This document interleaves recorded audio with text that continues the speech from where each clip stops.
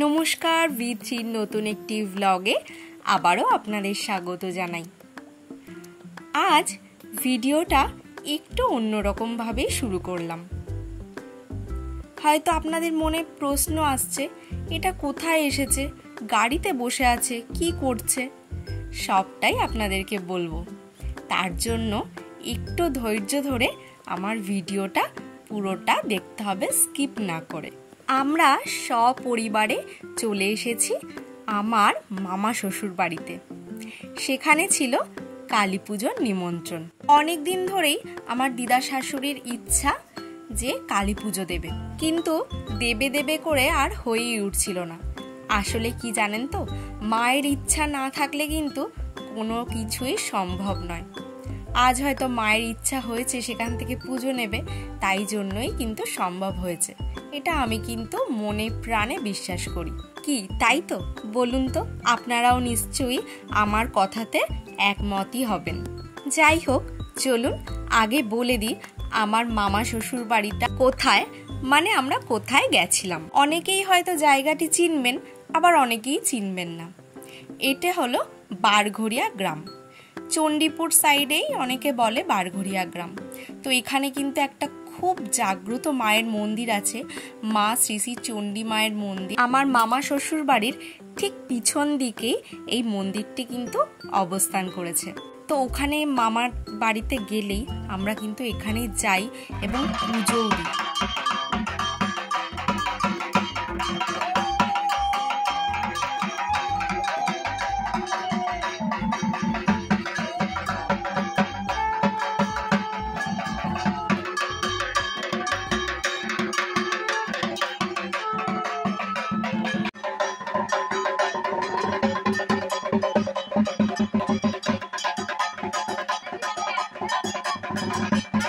এখানে একটা কিন্তু নিয়ম আছে, যেটা হলো বাড়িতে যে কোনো শুভ অনুষ্ঠানে আগে মায়ের মন্দিরে গিয়ে মাকে নিমন্ত্রণ করে আসতে হবে, তারপর বাড়িতে কিন্তু অনুষ্ঠানটা পালিত হবে।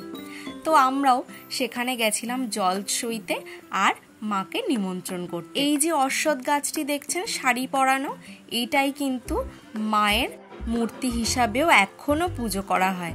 আর এই যে মায়ের মূর্তি তো এখানে দেখছেন, এটি মায়ের বিগ্রহ, আর ওই গাছটিতেও কিন্তু মায়ের পুজো হয়। তো ওখানে গিয়ে আমি একটু প্রণাম করে নিলাম, কেননা আবার কবে এখানে আসতে পারবো জানি না, তাই জন্য আমি আর রাজ্য ওখানে গিয়ে একটু প্রণাম করে নিলাম।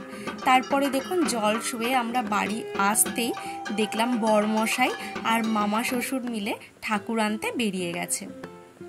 সন্ধেও গড়িয়ে এসছে। ওদিকে একটা নিয়ম আছে, যেটা হলো বাড়িতে কালী পুজো দিলে সেখানে কীর্তন দেয়। তো কীর্তনের দলও চলে এসেছে, তারা শুরু করে দিয়েছে গান। ওদিকে পুরোহিত মশাই কিন্তু মায়ের পুজোর জোগাড় জাতি সব শুরু করে দিয়েছে। আর এদিকে আমাদের এক মামি, খুব ভালো মামি, তো সেই মামি রান্না করছে পুজোর ভোগ। খুব সুন্দরভাবে নিষ্ঠা ভরে কিন্তু রান্নাটা করেছিল। মামির একটু কষ্ট হয়েছিল গরমে, সেটা আমরা বুঝতেই পারছিলাম, কিন্তু কিছু করার নেই। যেহেতু মামি এত সুন্দর ভোগ রান্না করে, সেহেতু মামিকে দিয়েই করানো হয়েছিল। একটা কথা না বললেই নয়, জানেন তো, মামাদের বাড়িতে যে পুরোহিত মশাই পুজো করেছিলেন, তিনি কিন্তু প্রচণ্ডই অ্যাক্টিভ ছিলেন। নিজে হাতেই একাই সব কিছু একদম নিমেষের মধ্যে প্রস্তুতি কমপ্লিট করেছে। আর পুজো করতে আমরা জানি তো দুটো পুরোহিত লাগে কালী পুজোয়, কিন্তু উনি একাই একদম বাজি মাত করে দিয়েছে। পুজোও করেছিল দারুণ। প্রথম তো আমি ভেবেছিলাম একা পুরোহিত মশাই যে কি করবে ভেবেই উঠতে পারছিলাম না, কিন্তু উনি একাই নিজে হাতে পুজোর প্রত্যেকটা কাজ সম্পন্ন করেছেন। পুজোর প্রস্তুতি পর্যন্ত উনি নিজেই করেছেন, আবার পুজোটাও কিন্তু কমপ্লিট করেছেন উনি নিজেই। খুব দারুণ, খুব সুন্দরভাবে আমাদেরকে বুঝিয়েওছেন। মন্ত্র পাঠ যেভাবে করেছেন, তারপরেই আমাদেরকে আবার বুঝিয়েও দিয়েছেন মন্ত্রের ব্যাখ্যাগুলো। খুব সুন্দর, পুরোহিত মশাই দারুণ পুজো করেছেন। আমার তো ব্যক্তিগতভাবে খুব ভালো লেগেছে, আর ওখানে যারা যারা উপস্থিত ছিল তাদেরও ভালো লেগেছে। এদিকে দেখুন মায়ের পুজো কিন্তু শুরু হয়ে গেছে। পুরোহিত মশাই যেভাবে আমাদেরকে বুঝিয়েছিলেন, মাকে আহ্বান করে মায়ের চক্ষুদান করে তারপর চলছিল মায়ের বরণ। এবার হবে আরতি। তো আমি আরতি পর্যন্তই ছিলাম, তারপর আমার আর শরীর দিচ্ছিল না আর কি, অনেকটা রাত হয়ে গেছিল, পরের দিন তো আবার ফিরতে হবে, ওই জন্য আমি চলে এসেছিলাম। আমি আর ওখানে থাকতে পারিনি।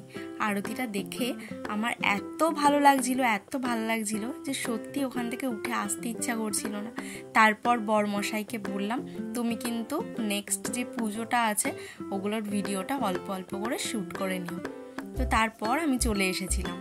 তো দেখুন এবার হচ্ছে হোমের তাপ কিন্তু আমি আগেও বলেছি আমার খুব ভালো লাগে, আর হোম দেখতেও খুব ভালো লাগে, কিন্তু সেটা আর হয়ে ওঠেনি হোমটা দেখা।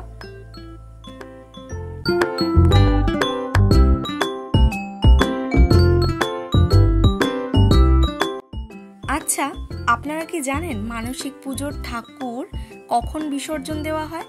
আমি কিন্তু এটা জানতাম না। আমি কিন্তু এটা শ্বশুর বাড়িতে এসেই জেনেছি যে মানসিক পুজো থাকলে যে ঠাকুরটা পুজো হয় সেটা কিন্তু ভোর 4টের সময়, 4টের মধ্যে বিসর্জন দিতে হয়। তো সেরকমই হয়েছিল, পুজো হওয়ার সাথে সাথেই সবাই সিঁদুর খেলে মাকে বিসর্জন দিয়ে দিয়েছি। তো আগের দিনের আমাদের যে প্রসাদটা হয়েছিল সেটা আপনাদেরকে একবার দেখানো হয়নি, তো আমি পরে সেই ভিডিওটা শ্যুট করে নিয়েছিলাম, তাই জন্য একবার দেখিয়ে দিলাম। আমাদের হয়েছিল ফ্রাইড রাইস আর আলুর দম আর মিষ্টি। পরের দিন দুপুরবেলা হয়ে গেছে, আমরা খেয়ে দিয়ে এবার বেরোনোর পালা। তো আমরা সবাই রেডি হয়ে মোটামুটি বেরিয়েই পড়েছি।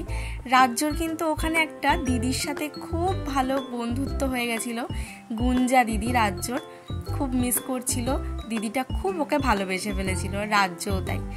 এত দাদা দিদিদের পেয়ে রাজ্যর কিন্তু ওখানে বেশ কাটছিল, মনে হচ্ছিল ওর ওখান থেকে আসতে ইচ্ছা করছিল না, তবুও বাড়ি তো ফিরতে হবে। চলুন আজকের ভিডিওটা তাহলে এই পর্যন্তই, দেখা হচ্ছে খুব শিগগিরই নেক্সট একটি ভিডিওতে। ততক্ষণে ভালো থাকবেন, সুস্থ থাকবেন, টাটা।